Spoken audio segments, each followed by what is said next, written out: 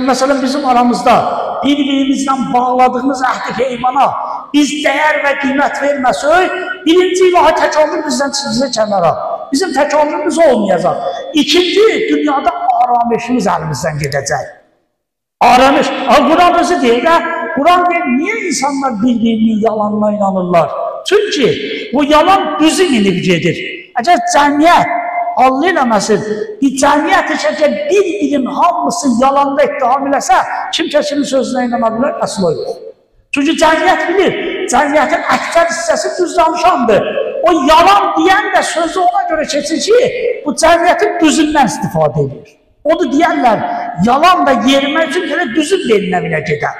O da əhd-i peyman o qədər mühüm bir məsələdir ki, bu fərq eləmir ha. Bu əhd-i peyman evdə ailə ilə bağlaya bilərsən, uşağı ilə bağlaya bilərsən, dostu ilə bağlaya bilərsən.